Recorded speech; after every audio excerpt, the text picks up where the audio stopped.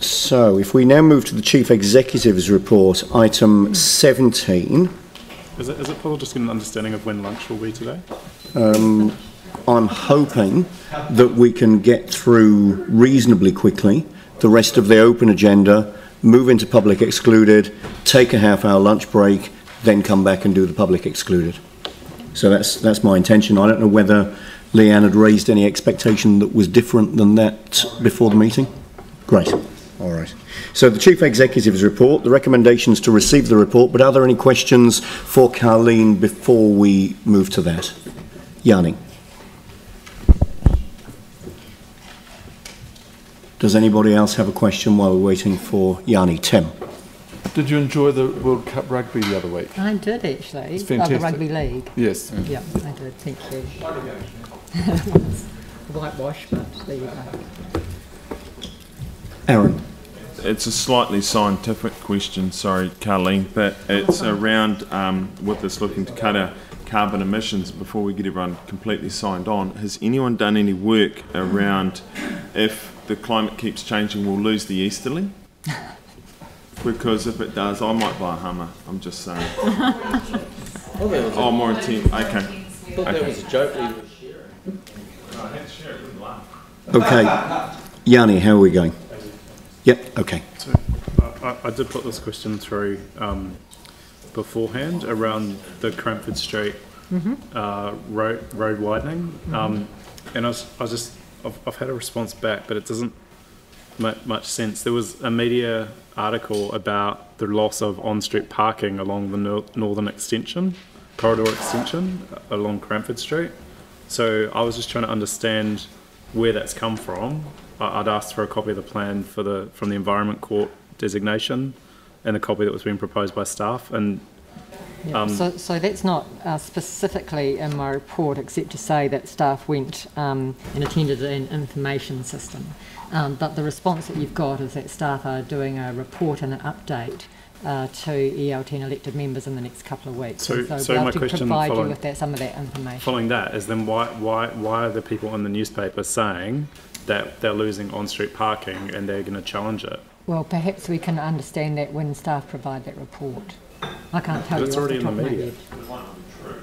Well, so we don't know how they got it.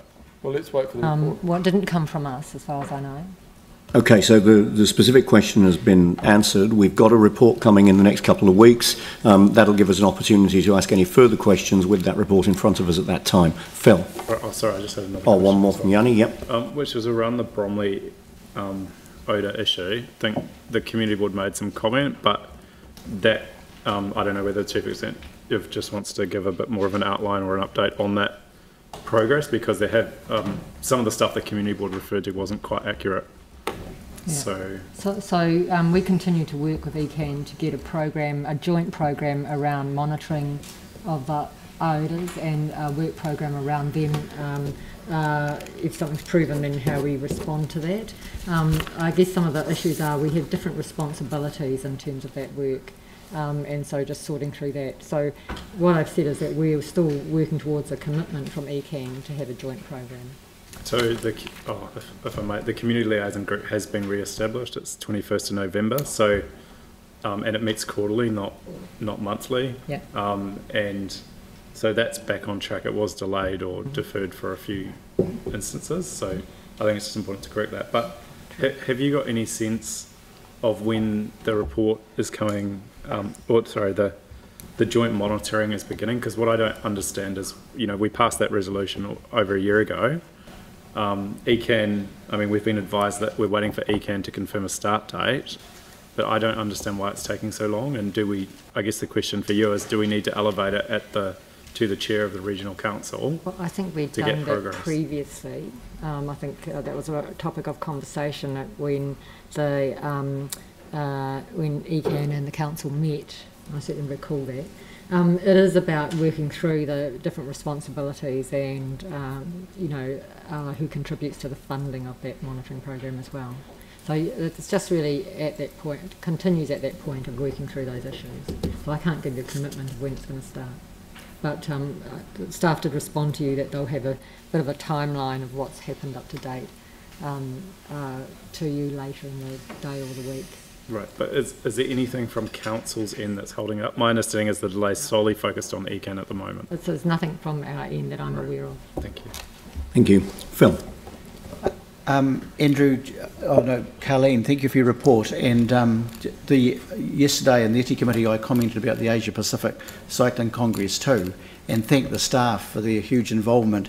And just I didn't say how successful it really was, and the feedback to the organisers was just fantastic. People were really impressed, and of course with our cycleways too, and that experience. And having that conference come over from Brisbane to us, I think was a major win. And while next time it'll be in Australia too, I'm sure it could come back to Christchurch in the future. The other thing I didn't mention yesterday was also about the Bike Expo, which is out at Wigram over the weekend. And just again, I think we had a full complement of staff in the cycling area at that. And I think I saw one negative letter in the press, which is unfortunate because people there too, that stand had really good attendance too. And it's an example though of the commitment actually in the weekends too that our staff have. And I just want to mention that. I did want to just mention something else in your report. Carleen and Carolyn Potter referred to the Hoonhay hoops that happened and how well that was, but just that the background to that too is it's in my view a wonderful community development project. It's been the courts themselves were started about 20 years ago, and the way these young people now are developing it is just wonderful, having them on board. And so I think around the whole area of community development, I think as a council we need to have a good look at how we do that. But there are some wonderful examples, I think, in all the boards, and we've heard some from Banks Peninsula too. So just again, for that one, credit where it's due for the community development people who are involved. Thank you. Thank you, and thanks for your comments on the Asia Pacific Cycling Conference as well. I attended the very final session, in fact spoke at the very final session of that conference, and it was clear from talking to delegates after the conference formally closed that people had not only really enjoyed the conference, but had also really enjoyed their time in Christchurch, and that's two very important observations and really show the benefit of us hosting that event here. Anne. Yeah, thank you. Thanks for the report. Just thinking about the My Council initiatives, and that forum was fantastic in terms of highlighting the things that they're doing, and I'm sure that many of the councillors who couldn't get there would appreciate some kind of update in some of those initiatives. Yes, we did talk about whether we should have another one for elected members and community boards. The community boards raised it this morning, but it's just at the very beginning of a 3-year program, and it really is about how do we interact with our residents and stakeholders in a different way that meets their needs. So being much more opportunity for their own self-service, 24 hours a day, real-time information on things. So whereas at the moment, because a lot of our systems are complex and manual, if there's a request for something, like the land drainage maps and things like that, and it takes several days or weeks, being able to get that almost straight away, a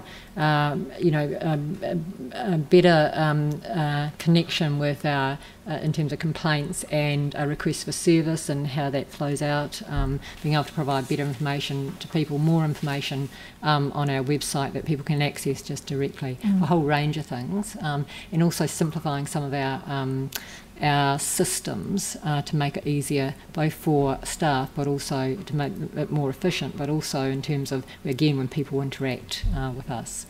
And obviously there's been some interest from the media around it as well, so starting to get some information out more publicly about what it is and what benefits it will have will be really good. Great, thank you. And thanks to those councillors who came along.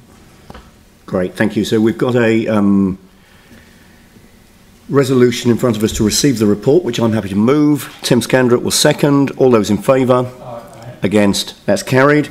And